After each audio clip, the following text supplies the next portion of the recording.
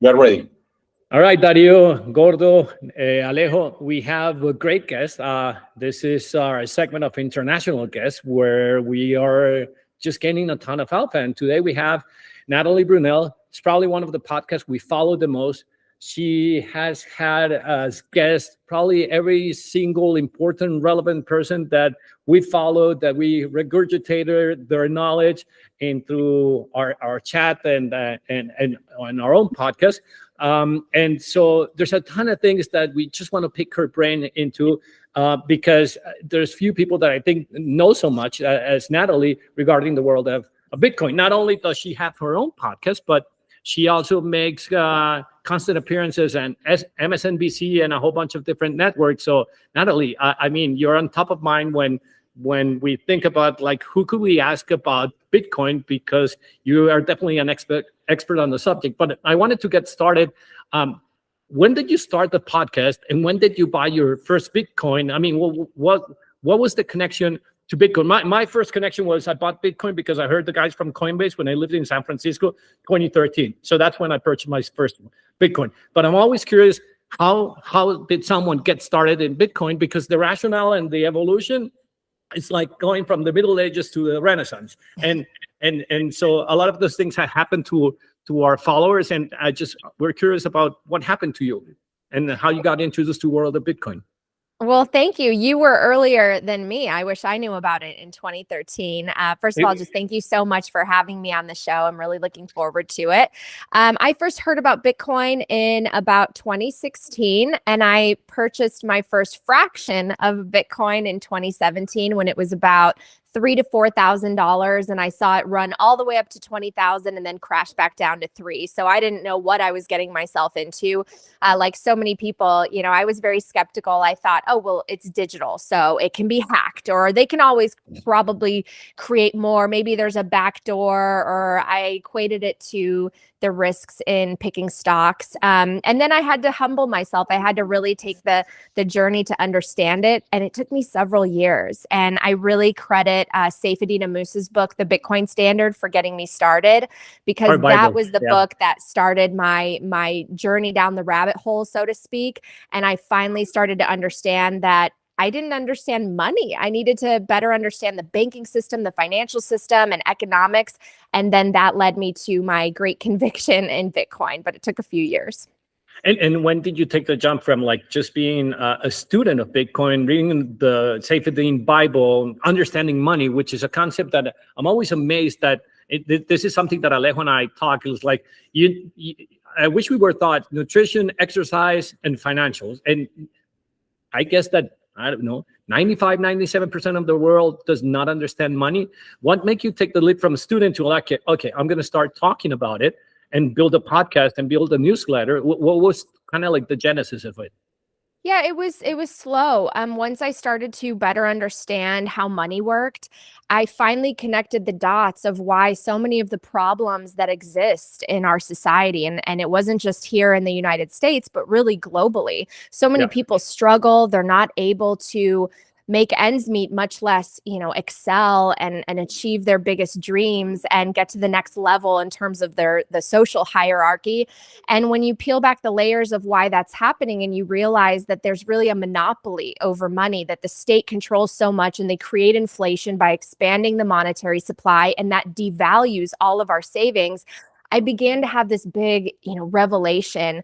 And I realized that Bitcoin is the best solution that we have to that. I mean, technically, it's very perfect, and it can allow us to build a new foundation for a global economy that is more fair and has more opportunity for everyone. So I started to contribute very slowly. I started to pitch stories about Bitcoin at my news networks, because I used to work in mainstream news. And I was able to do a few. I explained Bitcoin a little bit. I did a story on a local Bitcoin ATM. I did a story about a local Bitcoin miner, but I wasn't able to cover it as extensively as I really wanted to. So I decided to just create a passion project project on the side, which was, to do a podcast and interview some of the people that I had learned about Bitcoin from.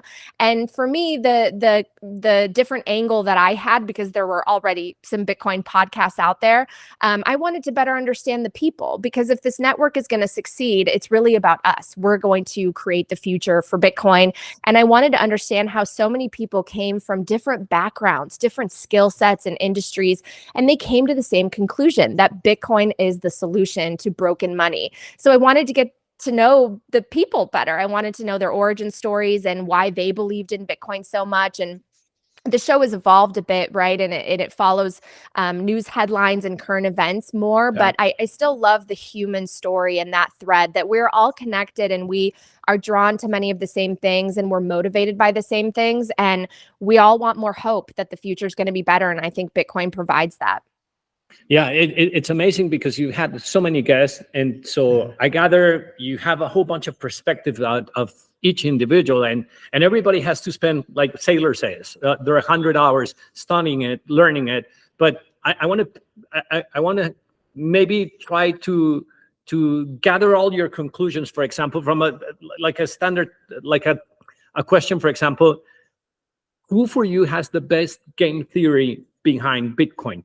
Because you've had so many guests, but who do you believe has the best game theory? And what do you think is the best game theory around Bitcoin? We always know, we understand what are the economics and everything, but who has the best game theory? Oh gosh, I mean, I've interviewed so many people and I admire all my guests.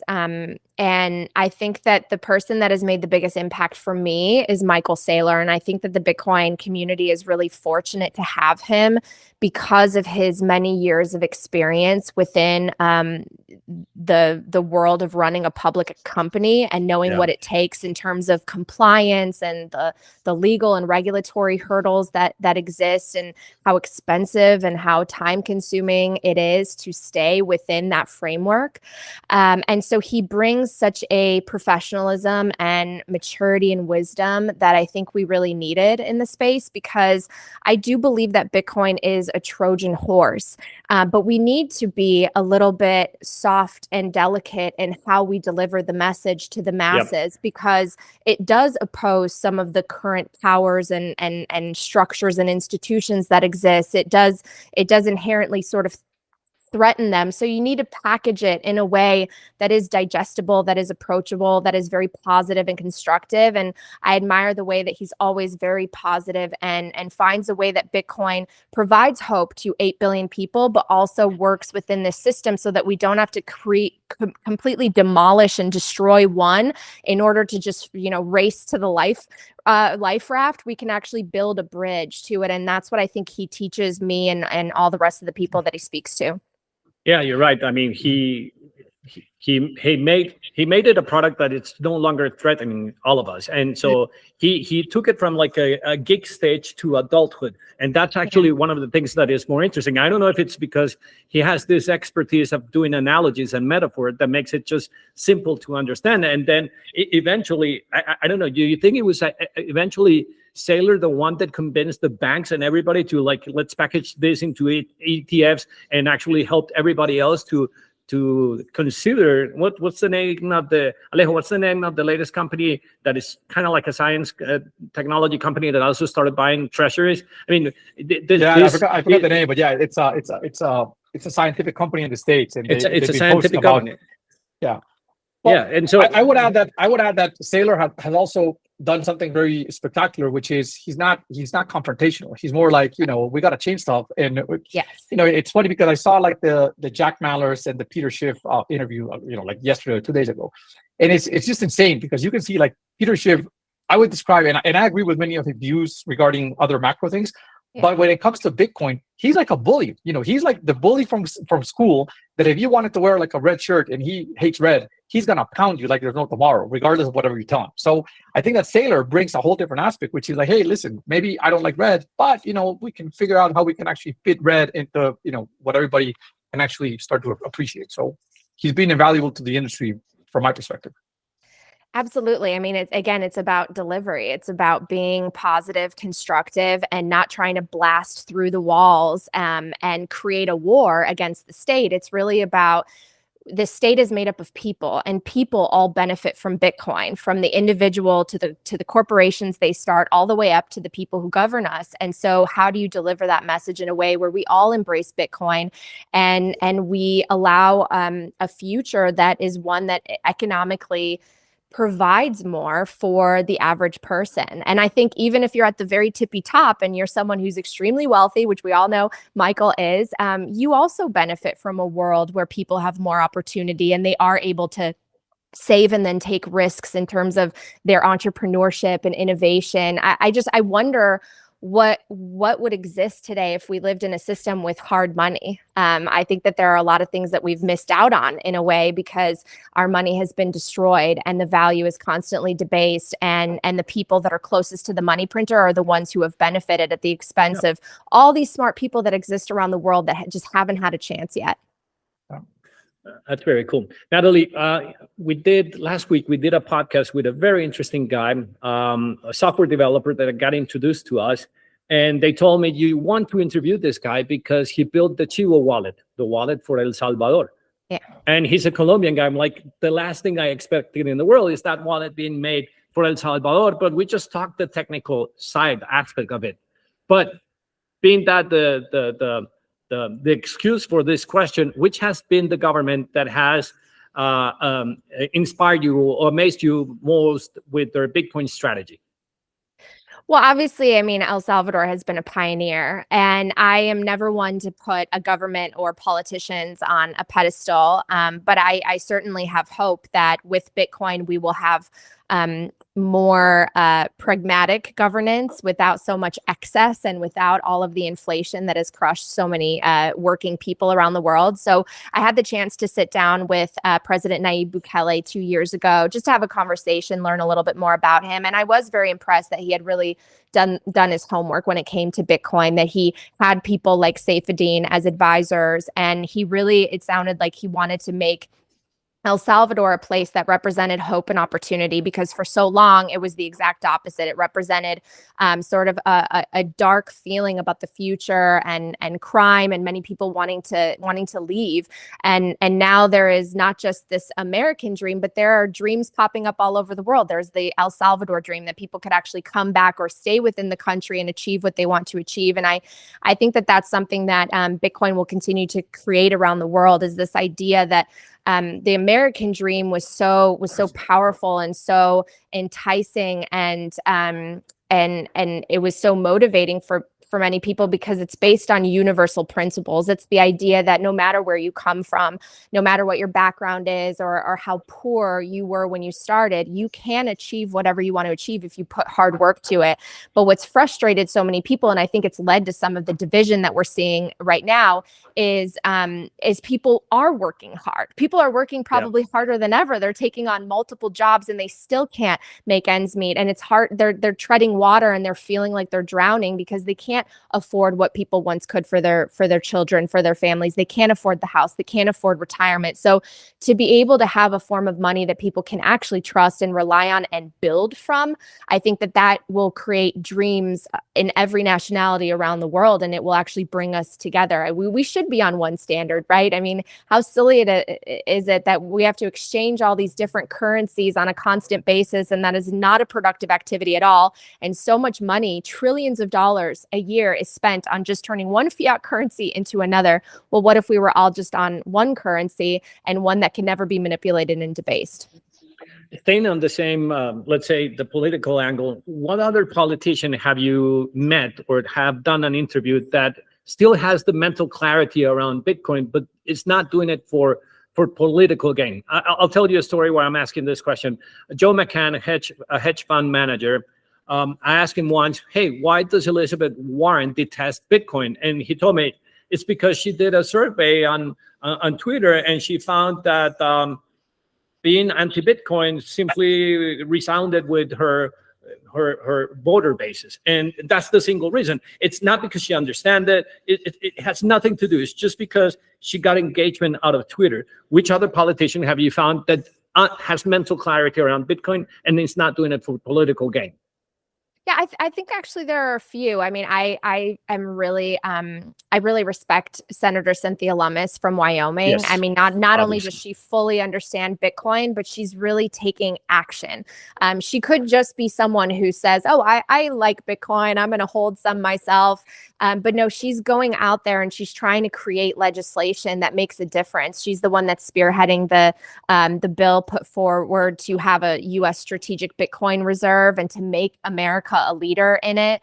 And she cares a lot. And I had the chance to bring her on my show, learn a little bit about her background. She just really understands money and the treasury and commodities. So very impressed by her. I think Congressman Tom Massey really understands Bitcoin. Obviously, Ron Paul, who's been at the Bitcoin conference, who I admire, he wrote the book End the Fed. He has been, pounding the table saying that we need to remove this central bank monopoly over money for so many years. So he's obviously just like a natural Bitcoiner. And I think there will be more and more. Every year we see new people emerge who are active in the political arena, who are passionate about Bitcoin. And I think RFK too. RFK has really done his homework. He was so impressive. Yeah, he was very impressive. So you were part of a news media organization, and you tried to do your first, let's call it, news or around Bitcoin. Why? And I guess this was what, maybe 5 years ago, or maybe a little bit more. Why is Bitcoin still so convoluted with mainstream media? Is it lack of attention? I mean, is it because they're not doing their homework? They don't read. They don't spend the 100 hours. Why is it still confusing and people confuse volatility with why do people don't understand it? It's a great question. And I've thought back on my career so many times wondering the same thing, because so many of the people I worked with, my colleagues who were also reporters and anchors and producers, they are crying out for Bitcoin. They just don't know it yet. And it has been really disappointing to see the negative media coverage. I mean, just the other day, actually, NBC Nightly News put out a negative piece about Bitcoin mining. And the correspondent, I worked with her for 2 years, and I'm pretty sure she knows I'm in Bitcoin. I wish she would have reached out to me, because I would have happily taken the time to really explain things to her, because Bitcoin is such a positive thing, and to cherry pick little negative things that don't even have the proper context, I just think it does such a disservice to people. And you, as a media person, as a journalist, you are a public servant. You are informing the public. I mean, that is a very noble profession that carries a ton of responsibility. I think that the biggest problem is that journalists are very trained when it comes to technology these days. I mean, I went through school. I did my master's of science in journalism, and I was very much taught how all the technology works and how I put together a story in terms of the camera angles, shooting, and the audio and microphones, and how to construct a story and the narratives and what how to actually put it together and do interviews. But I didn't have the background of understanding the economy or the banking sector. And so that's what's really missing. And when you're a reporter, it is tough, right? I mean, you're sent out across town. You know very little about whatever you're probably covering that day. You probably don't have an expertise in it, and you have to do your best to try to learn as quickly as possible. And so it's really on the reporter to take that extra time to try to learn more about the different industries that they're covering. And for me, it took me several years to understand Bitcoin. If you would have sent me out and there were so many negative people that were ready to talk about Bitcoin in one specific light, I probably would have featured some of those voices not knowing any better. But I think we need to do a better job when it comes to education early on for financial literacy, to really understand where does money come from? How is it issued? Why are we so far in debt? And what does that actually mean? And I think that would help reporters. We are moving in the right direction. I'm always hopeful when there are people who clearly have started to do their homework. We have someone at CNBC that's certainly really well versed in Bitcoin, and she's done some great work, but we need more. So I'm hoping that eventually mainstream media takes the time to understand Bitcoin so that they can report responsibly on it. It's very interesting that you needed someone like Satoshi to come up with a Bitcoin protocol to make people start asking, what is fiat? Are governments responsible in how they spend their budget? So that you could, it started a cascade of people questioning the right kind of things, because before we were just sequestered by, I don't know, since Nixon, when he turned gold into fiat, and that's when the whole chaos started. So I think it's very important, and I think that's why I like the podcast, because the podcast has been the opportunity. Alejandro himself, if I had told him a year ago buy Bitcoin, like, oh no, it's a Ponzi. But he had not spent the time, or maybe 2 years ago, he had not spent the time educating himself. And I assure you, he started by listening to podcasts that you did with, I don't know, maybe with Britlove, with the many, so with Saylor or Safety and all the guests that you've had. So you're doing something very important, which is educating in bits and bytes. But that was the starting point. So I really admire the people that spend the time to educate others. Yeah, no, I agree. And I do want to say something. You brought up Nixon. I remember being in school and learning a little bit about the different presidents. And when we came to Nixon, the focus was on Watergate. I never understood how big of a deal it was that we went off the gold window and we essentially defaulted on our promises, and that started this decade of inflation. And then we created this political agreement that was the petrodollar, and how that has served us and allowed the dollar to remain the king currency. Those are the things that I should have been taught in school, and yet we're not. And so I hope that because we're slowly spreading the adoption really on a grassroots basis. And I've said this before in my media appearances, Bitcoin is a trickle up phenomenon. It is not a top down imposed on you sort of situation. And I think that that's great because it's a working class phenomenon. And I think that eventually Bitcoiners will demand that there is curriculum that informs people at a younger age about this system and why Bitcoin is so important. Yeah, definitely, absolutely. Natalie, with the new ETFs and companies putting Bitcoin on their treasuries, on their balance sheet, do you think that we reach a degree of maturity that would allow us to definitely say, okay, Bitcoin is at, I don't know, maybe Bitcoin market cap of 1.2 will in the next 3 or 5 years reach the market cap of gold? Or you think that's something that's far away? Are ETFs beneficial thing or not really, because people are starting to say, well, it's BlackRock and the big ETFs that are really in control of Bitcoin? What's your opinion around ETFs? Do they help us? Is it a positive? Is it a tailwind? What's your take on it? I think that they're definitely a tailwind. I saw the approval of the spot Bitcoin ETFs as a landmark moment that ushers in the institutional era of Bitcoin. But I think a lot of people had this expectation that it was going to happen all at once, that all of these Fortune 500 companies and the companies that make up the S&P index are suddenly going to dive into Bitcoin, and it just doesn't work that way. We still need to have, banks being able to custody Bitcoin. We need the fair accounting rules to be fair, and that has changed. That's going into effect. And sometimes there are firms and institutions that have bylaws that take time to change. And so the wheels of bureaucracy, whether they're in companies or in the government, they're slow to turn. And so I don't think that people should be discouraged just because the ETFs are not adopted by every single company yet. I think we're going to get there. We're going to get all these big pension funds and all the money managers. It's just going to take time. And we have to remember, too, that Bitcoin is operating within a massive economy worth hundreds of trillions of dollars in different asset classes. And it is just a tiny slice of that. And so it is volatile right now in the short run, even though it outperforms everything thanks to that volatility. And it will take time to eat into these other asset classes that are so deeply entrenched in the global financial system. And so I think, I don't know how long it will take, but I do think that Bitcoin will eventually overtake gold's market cap and exceed it by tens of trillions of dollars. It's just nothing like that happens overnight. Yep. Definitely. So, Natalie, in 2013, I told you about my first Bitcoin. And one of the things that surprised me when I was living in San Francisco is the way this new technology was being adopted. And so the first 5 years, it actually felt faster than what it is today.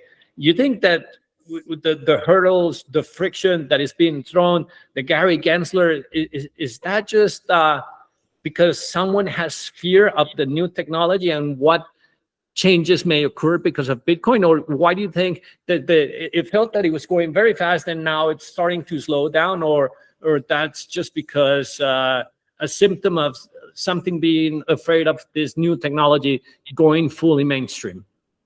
Well, I think we all have recency bias. And when we want Bitcoin's price to go up so much and we're sitting there watching it, it tends to feel like things are slow. But look how much has been accomplished in 15 years.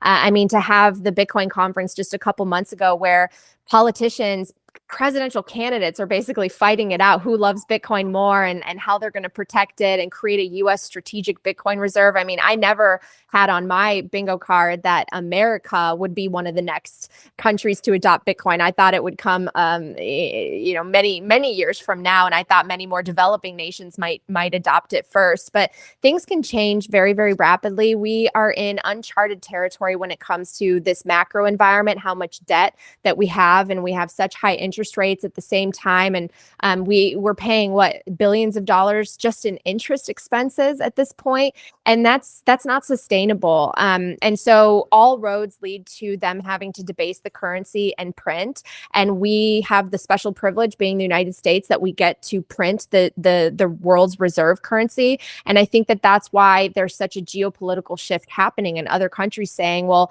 I don't accept your paper promises anymore, and I'm going to start to diversify, and I'm going to allocate more to gold in my central bank reserves. And I think that Bitcoin will be an asset that they turn to in the future. But again, things happen slowly. And when we zoom out, I think we can look back and think, wow, that actually happened very, very quickly. I mean, for this brand new asset to monetize as quickly as it has, it's proven itself as a store of value. It's being adopted by Wall Street and even nation states. And I think from 5 years from now, the sky's the limit, and I can only imagine what it'll be in our children or grandchildren's generation. I think that Bitcoin will just be something that they grew up transacting in and saving in. So I have a lot of hope, and I think that people shouldn't look at it with a short time frame.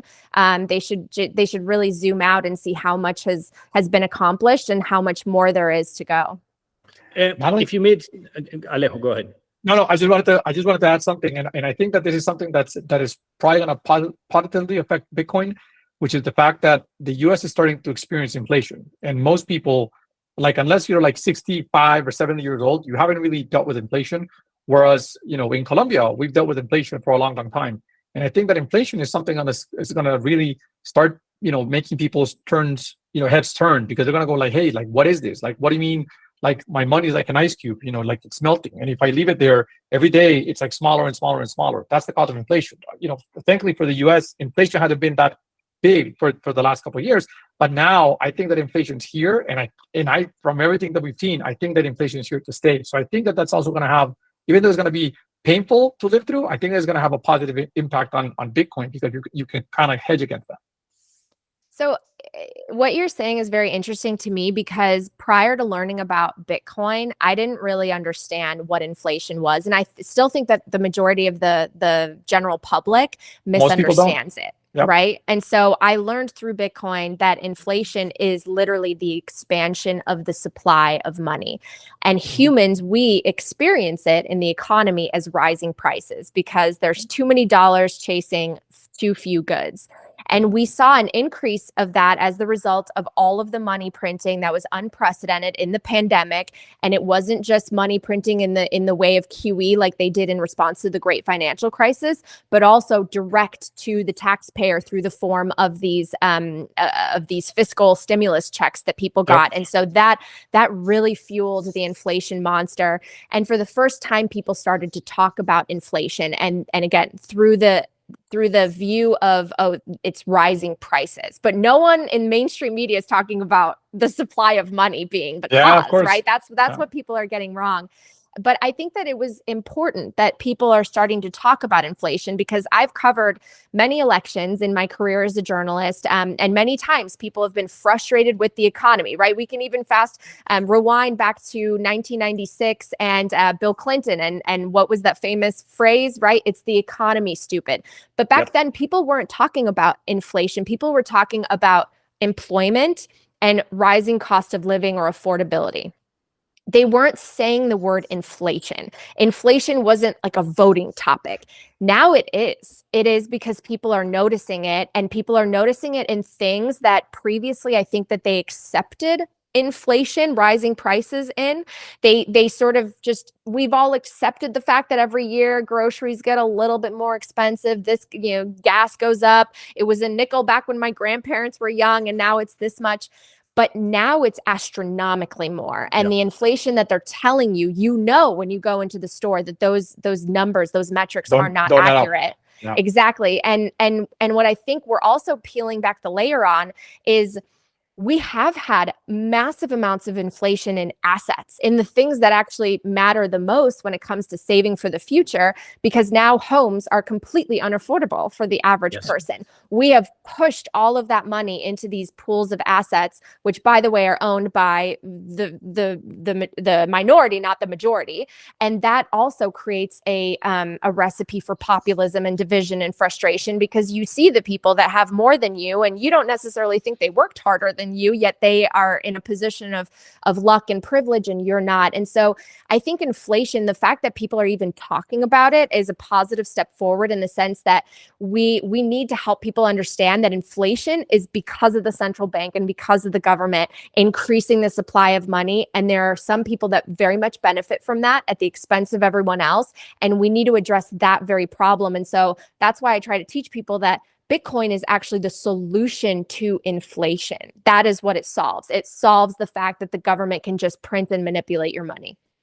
Why do people get so confused when they get confused with the correlation that Bitcoin has with liquidity when Bitcoin starts falling down in price, which is a different thing, and it's just proving that it's a super liquid asset, and you can trade it 24/7. So when you have, like, for example, the Black Monday with the carry yen trade, and then Bitcoin drops, and the first thing that everybody comes to you and says, but you told me that Bitcoin was a hedge against inflation. But that's a different thing. Why do you think people get this so wrong? Well, I think because things that are not well understood and things that appear volatile are scary, right? Any new technology really is scary. You sort of touched on it a little bit earlier.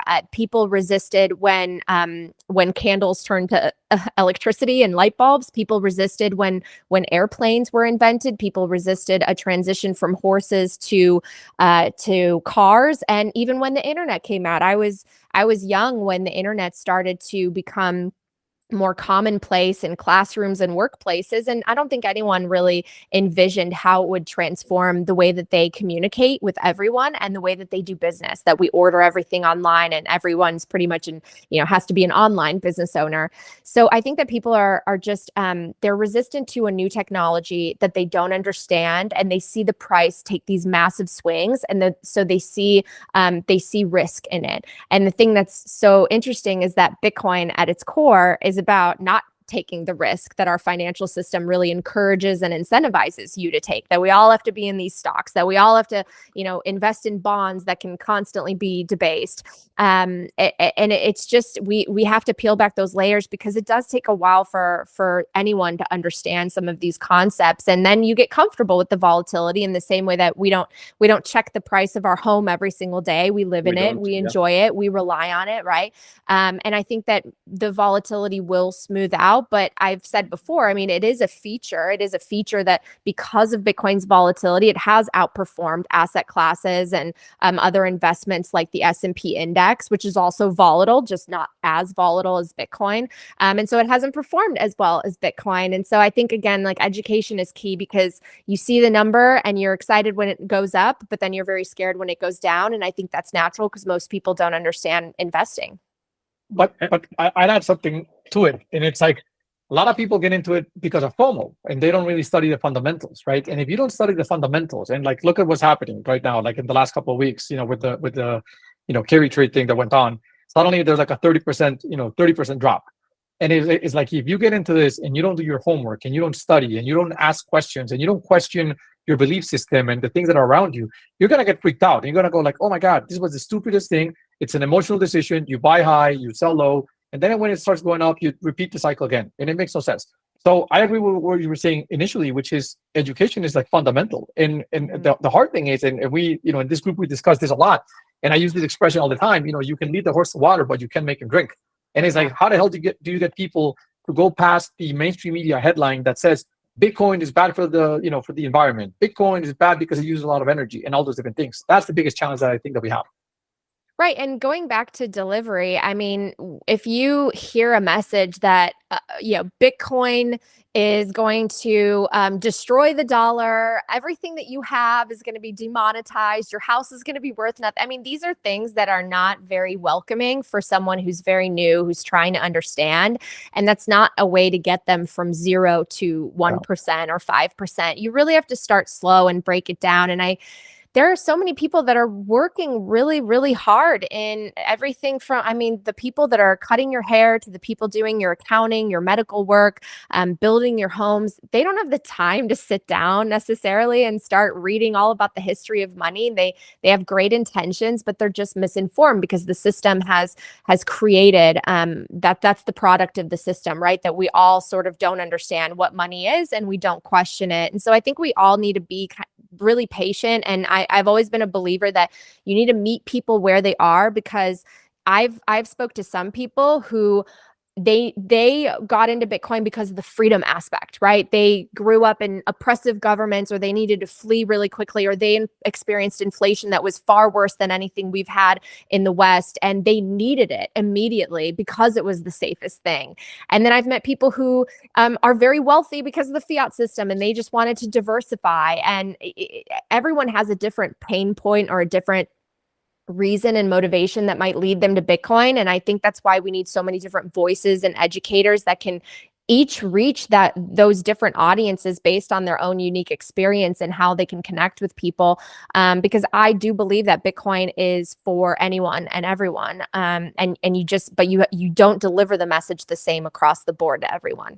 Yeah, the message is very important. One of the things that I'm very curious about is that whenever I talk about Bitcoin to someone in Venezuela, Colombia, Argentina, or even in the US, it's easier to sell the idea of Bitcoin in countries like Colombia and Venezuela, because we have experienced broken systems. We have seen inflation at 20, 30%. I have seen CDs paying 45% a year because you're used to money not being worth anything.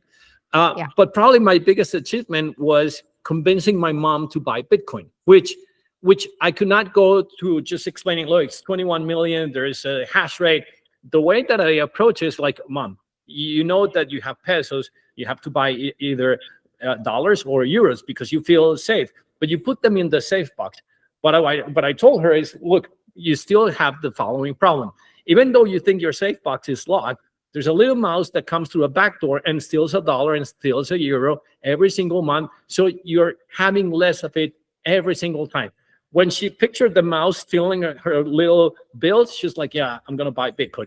And now when she has a little bit of extra money, she's like, I'm going to buy Bitcoin. But you're right. It's the way of portraying the message and how people actually understand it, because you're not going to explain to a 75-year-old person, hey, look, this is the math, because maybe they don't get cryptographed, or they don't want to remember well, she does remember her 12 words because she's suffering in that respect. But you have to do the exercise like Michael Saylor does it with his analogies. So I think it's very important to convey the proper message, because not everybody digests the same way. If not, then we wouldn't have so many mediums of informational exchange to do so. So again, what you're doing in little in interviews with different types of people, when you interview General, I forget his Mattis. No, it was General McGregor. Yeah, McGregor. Colonel McGregor. McGregor. Then everybody that served in the army, the Navy, is like, oh, these are his views. This is why it's important. So no, absolutely. And that's why I think that's why I wanted to talk to all these different people and have a range of guests, because there's someone that's going to resonate because they relate to that voice. Whether it's I bring a military person on and someone has military experience, they can relate to that. I brought on my friend Susie, who is a retired dentist, and I had all these dentists reaching out to me because it finally clicked for them. My personal story was very similar to some of the other guests I've had, which was my family left communism because they know what it's like to have a very oppressive government where there is no sense of social mobility, and they wanted to flee. And back in the 80s, you couldn't leave with more than $100. But if you had Bitcoin, if Bitcoin existed, you could memorize a seed phrase and take your entire wealth with you. I mean, that's game changing. That's transformative in terms of being able to start a new life somewhere else. And so I love that with each person, you get a very different reason and a different entry point and decision of why Bitcoin's important. Even yourself taking the time to talk to a bunch of they have a podcast in Latin America. We all spend an hour there and talk to them because that's actually one of the things that I think is so cool about Bitcoin is because they're betting against a network that has a constant marketing system that self-promotes itself, and it's very hard to win against that. Talking about that, the last question, because we're ready to enter into the hour. I constantly see on my X feed a bunch of YouTube channels that are focused talking about Bitcoin, and many of the times they get struck out and taken down by YouTube and all the other networks. What can we do, and how can we help? I don't know, let's call ourselves podcasters from the censorship of the big tech, because that's something that worries me a lot. I don't know how many episodes you built or done, but one day we may wake up and YouTube decided with no reason whatsoever to take us down just because we were talking about self-sovereign, Bitcoin, money, freedom, and that scares a lot of people and companies. Yeah, I mean, I hope obviously that doesn't happen. I hope that people are free to speak, because what's so beautiful about Bitcoin in terms of decentralizing the economy and finance is what media and what the internet did for decentralizing information and access to information and the ability to hear from all these different voices around the world directly. So I think it's an amazing thing. I have had my work down throttled and censored when I speak about things that are actually not related to Bitcoin, really. It's more so when I speak about things about the state, the surveillance state, intelligence agencies, medical things that are against the quote unquote, mainstream views. Consensus, yeah. But it hasn't happened really for Bitcoin, and some of the channels I think that might have had some issues. Sometimes what I've seen is sometimes people use other people's work, right? And when you take another person's interview, for example, because it's happened to me, people just take my content and then they put it on their platform, and they get sometimes even more views than I did, and that will get you slashed.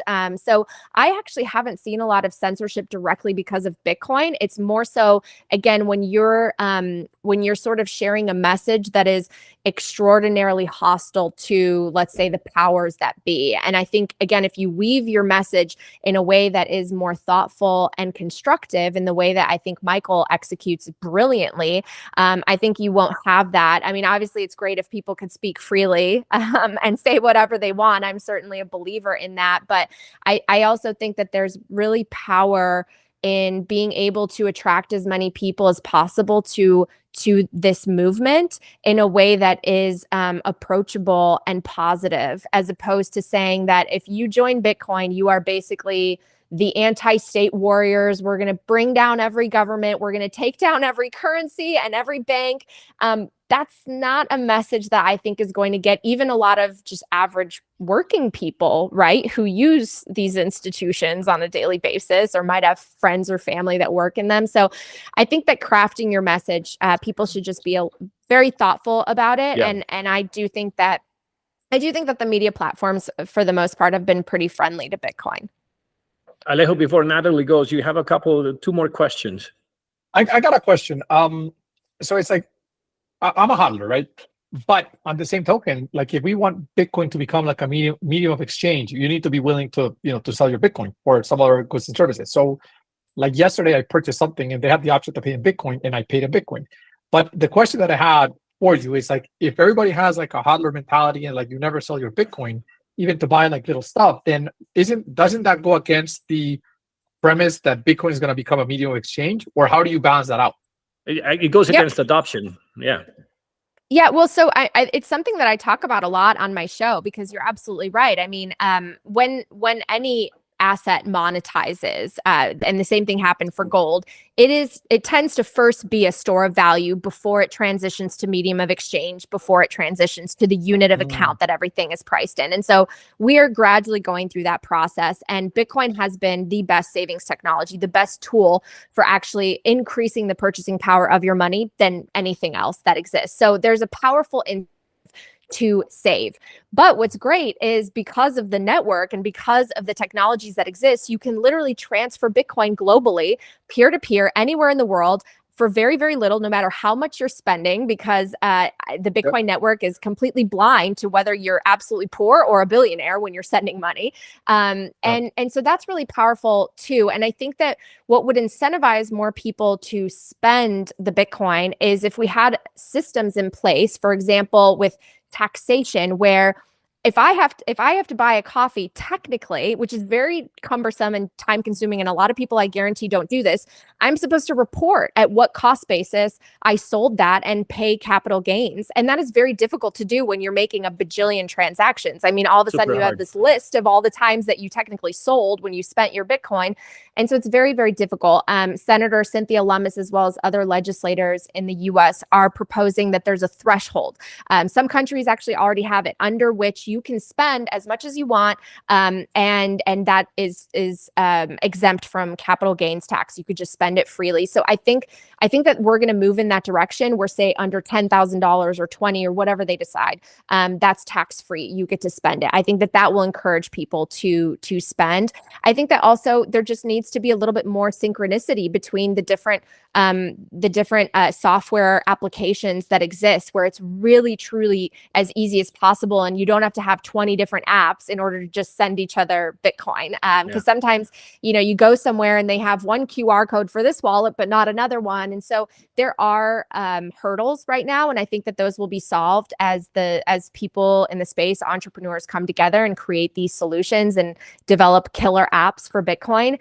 But certainly what's great about Bitcoin is you have the freedom to choose. You can choose to hold it, or you can spend it. You could literally send it anywhere around the world. And if a merchant accepts it, you can choose to spend your Bitcoin. And I think it's just going to be one of those situations where slowly and steadily more and more people will interact and exchange with their Bitcoin on a daily basis. Do you currently have like a killer app on Lightning Network that you constantly use, or what's your go-to? Sorry, my dog is very excited about Bitcoin and Lightning. Yes, for Lightning, again, I use that for small purchases. Like when I travel, I get really excited when I find a store or a merchant that accepts Bitcoin. And that's what happened when I went to El Salvador. It happened to me when I went to Lugano, Switzerland. I always find it really exciting because it means you're supporting the community and merchants that are growing. So I use Speed Wallet for small transactions. I do not hold my savings. I do not hold more than $1,000 at any time on an app like that. Speed Wallet. Speed Wallet. Yes, it's global. Yep, it's global. I have a promo code in my show if anyone wants to download it and get 5,000 sats and start interacting. You can also use stable coins on that platform. We'll use your promo code for our audience. So give us your promo code, and we'll link to your promo code. Yeah, perfect. And that's literally what I use to send and receive Satoshis. I love it. I just used it the other day. Sometimes I love to be in Ubers or Lyfts and I tell the driver about Bitcoin, and then I offer to send them Lightning. I tell them to download the wallet and I send them their tip in Lightning, which is really fun. The Orange Pill app, which you can download it and you can connect with other Bitcoiners in your area. It will also tell you merchants. It will tell you places that are accepting Bitcoin, which is really cool. And you can send you can send them some Satoshis. I love platforms like Nostr, which are allowing you to directly tip and allow for posts that are relevant to come up higher because of value, really, not just what the algorithms of the social media giants want you to see, but really what the community is driven by. So lots of great things. But as for the Lightning app that I use the most, it's Speed. I did not know about it. Alejo, we need to try that one. We need to download it. We got to try it. Here's something that I learned at the Bitcoin conference in Nashville. So check this out. So I was doing a line with a guy, and suddenly, like the one of the guys in a party was serving drinks, And it's like, hey, we want to tip you, but we don't have any cash. So the guy goes like, oh, sorry. So the guy that was next to me was like, hey, man. And he taught him right away how to download Moon, and told him like, listen, put the QR code, and everybody that sees this QR code is going to tip him. 30 minutes later, the guy had racked up like 70 or $75 in tips. And then I did it the next day at the Whales Lounge. I went to tip the girl. He was like, oh no, I don't understand Bitcoin. I was like, listen, you're in a Bitcoin conference. I showed her how to download Moon, get the QR code. And I found that that's a great way for people that are in the service industry. It's a great way to onboard them, because suddenly they have to learn, because they're going to get money, and then they kind of like get connected, they get curious, and that's a great start to jumpstart, like the Bitcoin process.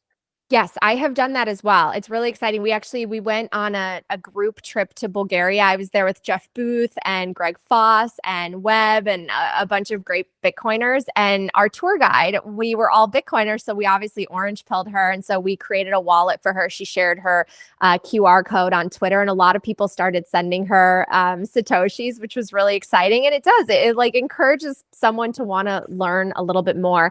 At the time, though, that was Wallet of Satoshi, which has run into hurdles here in the US because of compliance and KYC issues and things like that. So again, I think we're going to see more of that because the tools that are truly open source, where there isn't a profit motive and the developers are not extracting anything, those are going to have the least friction. And then others, we've seen it with CoinJoins too, Samurai, other wallets that are trying to go around the KYC rules, they're going to have more difficulty depending on the jurisdictions.